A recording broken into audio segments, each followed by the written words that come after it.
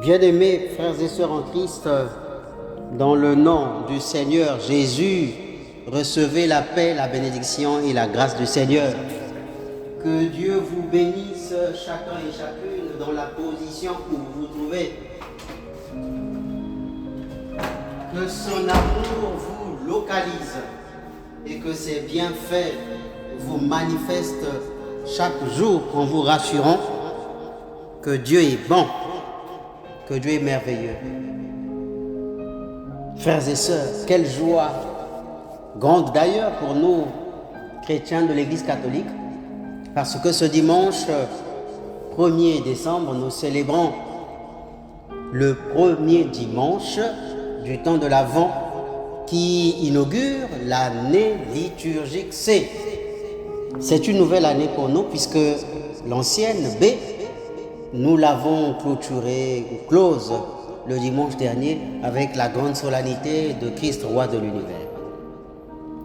Qu'est-ce qu'une année liturgique et de l'année C particulièrement que pouvons-nous relever très vite? L'année liturgique est la courbe annuelle de la liturgie, à travers laquelle l'Église fractionne les méditations de la parole et inscrit les fêtes et solennités, mémoires que nous vivons et qui nous permettent de célébrer notre foi. Toute l'année liturgique est portée sur l'événement pascal, la fête de Pâques. Mais avant d'en arriver, il est évident que nous traversons périodiquement des moments assez importants, petits ou grands, marqués chacun par une fête importante.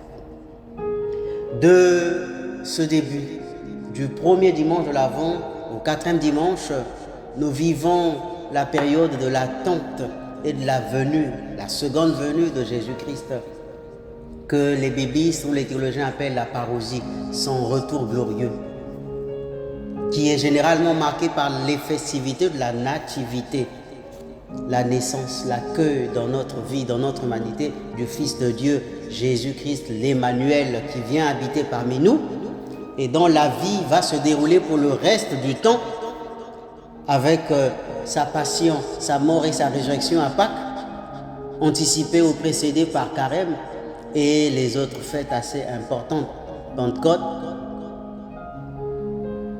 Entre ces différents grands temps et grandes fêtes, nous avons les solennités ou les événements des saints que nous vivons chronologiquement ou périodiquement sur toute l'année. Bref, voilà un briefing sur l'année liturgique.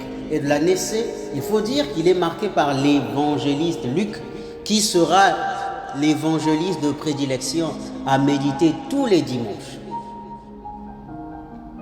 Il va contribuer à la liturgie dominicale. Le message particulier de cet évangéliste est centré sur la miséricorde, la justice sociale et l'universalité du salut, c'est-à-dire que riches et pauvres ont droit à la miséricorde, à l'amour de Dieu, à la grâce de Dieu. Ils ont droit au salut. Et ce salut ne tient pas que pour les Juifs, les parents de Jésus. Ce salut est donné à tout le monde. Et comme nous le rappelle Saint Paul, des langues, des races, des peuples, de toutes les nations, par l'adhésion à l'évangile et au message de Jésus-Christ, les Juifs comme les gentils, c'est-à-dire les païens convertis, obtiendront le salut. Luc mettra donc en évidence le ministère de Jésus-Christ à la rencontre de certaines personnalités, des femmes, des hommes, parmi lesquels des Juifs, des Hébreux, des Romains, des pécheurs, des Samaritains, des personnes inconnues, des personnes abandonnées, des personnes discriminées par la logique juive du salut. Ainsi, on pourra relever de Luc dans l'évangile de l'année liturgique C que Jésus est un personnage, j'allais dire, compatissant envers les marginaux et les pécheurs. Ainsi, l'invitation de l'évangéliste Luc est souvent marquée par l'appel à la conversion que nous allons déjà vivre avec le début de ce temps de l'Avent. Le temps de l'Avent, dit-on, est une période de préparation à la célébration de la naissance de Jésus-Christ à Noël. Il commence le 4e dimanche précédent Noël et dure jusqu'au 24 décembre. C'est un temps d'attente, d'espérance et de conversion. La particularité ou les particularités, c'est-à-dire les points forts de ce temps, sont par exemple l'attente et l'espoir, c'est-à-dire l'espérance. L'Avent invite les fidèles à se plonger dans une attitude d'attente du Messie, du Fils de Dieu, du Rédempteur qui va venir dans notre humanité, dans l'histoire des hommes. Il n'arrive pas que pour se stagner le long de la période de Noël, mais il arrive pour demeurer toute la vie, toute l'histoire des hommes et des femmes de notre temps et de tous les temps. Et toute l'année liturgique, il demeure parmi nous jusqu'à la prochaine fête, solennité de Christ roi, qui marque la venue, le retour glorieux de Jésus-Christ, le roi de l'univers. La réflexion maîtresse de ce temps fait souvent privilégier la prière, la méditation, un élan spirituel qui est recherché et qui est donné ou proposé à être vécu par tout un chacun. Les fidèles sont donc encouragés pendant cette période à se rapprocher de Dieu en renouvelant leur foi par la conversion et la soutenant à travers la prière. Les symboles liturgiques du temps de l'Avent sont l'utilisation de la couronne de l'Avent et aussi 4 bougies, dont 3 sont blanches et 1 rose. La 3e bougie de l'Avent est rose pour faire mention et marque de la pause, de la petite détresse ou inquiétude de cette attente du Christ qui arrive en devenant à l'orée ou au seuil de la fin de l'Avent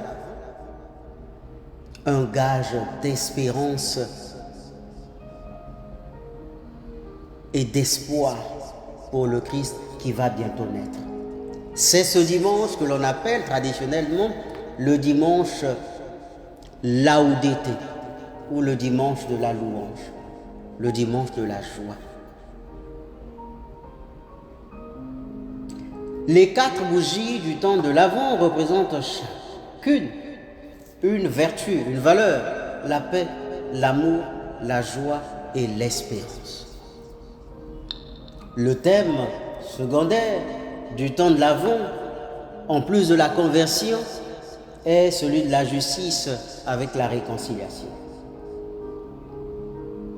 Les lectures du temps de l'Avent mettront souvent l'accent sur la nécessité de se préparer à la venue du Seigneur Jésus-Christ à travers une repentance et un engagement à rechercher le bien, à vivre le bien, à faire le bien. C'est bien cela la justice du chrétien devant Dieu. Frères et sœurs bien-aimés, pour ce premier dimanche du temps de l'Avent, premier dimanche de l'Avent, les textes que nous avons médités et écoutés nous appellent à vivre une période de réflexion et de préparation spirituelle en nous incitant à l'éveil, éveil dans la foi, éveil dans la prière, éveil dans le regard vers l'horizon, pointé sur celui qui va venir, qui nous apporte la paix, qui nous apporte la joie, qui nous apporte l'amour, puisqu'il est la lumière de l'humanité susceptible de lutter contre toute l'obscurité de notre vie et du quotidien. Dans l'évangile de ce dimanche, Jésus nous exhorte à rester vigilants et à être attentifs. Veillez, dit-il, veillez et priez en tout temps. Cette invitation à la vigilance n'est pas simplement un appel à l'attente, mais une invitation à être actif dans notre foi. Il ne s'agit pas de rester inactif dans l'attente d'un événement futur, mais de nous engager dans notre quotidien à accueillir le Christ qui vient. L'évangile de Luc est fort et clair. Le message qui rappelle la venue de Jésus est une réalité. Oui, il arrive réellement dans un monde. Mais quel est ce monde? Un monde chaotique, un monde désordonné, un monde en guerre, un monde en querelle, un monde de division, un monde rempli d'incertitude, un monde rempli de méfiance, un monde rempli de maladies, de crainte, de peur, un monde rempli de misère, de précarité, de pauvreté. En tant que chrétiens, nous ne devons pas nous laisser prendre au piège de ces peurs ou être paralysés par cette crainte de l'inconnu ou de la difficulté qui se pose sur notre chemin. Au contraire, nous devons nous y préparer en vivant l'amour, la compassion, la solidarité, pour que tous ensemble, portés par l'élan du Christ, que nous soyons à même et promptes à affronter les difficultés, les aléas et les contraintes de l'histoire des hommes, pour que la vérité, la justice et la réussite émergent contre toute épreuve et toute difficulté.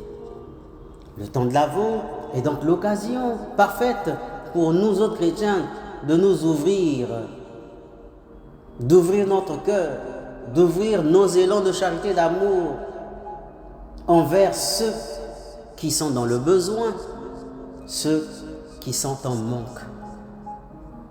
Il nous faut tendre la main à nos frères et sœurs qui ont besoin d'être aidés, d'être soutenus, d'être secourus, pour que tous ensemble, nous puissions construire dans l'humanité un royaume de justice et de paix. Nous sommes une communauté. En tant que communauté, prenons donc conscience que notre vigilance doit s'étendre au-delà de nous-mêmes. Soyons des témoins actifs de l'amour de Dieu, non seulement dans nos prières personnelles, mais aussi à travers nos actions. Engageons-nous à faire de ce temps de l'Avent une période de renouvellement spirituel qui nous transforme et nous guide vers une vie centrée sur le Christ, lumière du monde. Frères et sœurs, c'est aussi l'occasion de dire un mot sur ce petit instant de récollection pour ce temps de l'Avent, en pensant à la communauté, à la communion dans l'accueil du Fils de Dieu. Le Fils de Dieu qui arrive apporte ou doit apporter à notre humanité beaucoup de valeurs et de vertus dans l'accueil. Et cet accueil qui doit se vivre comme sacrement de l'hospitalité, comme sacrement d'ouverture, comme sacrement d'amour et de joie, remettre contre le mépris des uns envers les autres, remettre contre les divisions, remettre contre les discriminations de notre époque, de notre temps, dans nos familles, dans nos sociétés, dans nos milieux professionnels. Le chrétien, en ce temps de carême, doit être prêt à accueillir tous et tout le monde, sans exception aucune, ni d'ethnie, ni de race, ni de couleur, ni de langue, ni de classe sociale. Il doit recevoir tous et tout le monde, sans exception. Il doit communier, vivre en paix, dans la joie et l'amour, dans un élan de convivialité. Oui, tel est notre effort à fournir pour ce temps de carême. Soyons les uns envers les autres, ou soyons tous ensemble pour notre humanité, sacrement d'amour, sacrement de paix, sacrement de bonheur, sacrement d'unité, sacrement d'accueil et d'hospitalité. Prions ensemble pour que, au cours de cette année liturgique C et en plein cœur de ce temps de l'Avent, que nous soyons prompts à accueillir non seulement Jésus-Christ, lumière du monde, mais nos frères et sœurs comme ces étincelles de cette lumière que le Christ envoie dans notre monde, et que tous ensemble nous puissions d'un seul faisceau rayonner et faire rayonner notre monde, notre humanité à tous les milieux et à tous les endroits que possible. Que ce temps d'attente soit un temps joyeux, bienheureux et bienveillant pour tous et chacun. Puisse le Seigneur nous éclairer notre chemin, notre pèlerinage vers Noël. Enfin, je vous aime d'un amour saint fort, d'un amour merveilleux, parfait. Puisse le Seigneur soutenir entre nous, frères et sœurs, cet amour et que nous soyons ses témoins aujourd'hui et pour toujours. Par Jésus, le Christ, notre Seigneur. Bon temps de l'Avent et que Dieu vous bénisse lui-même aujourd'hui et à jamais. Au nom du Père et du Fils et du Saint-Esprit. Amen.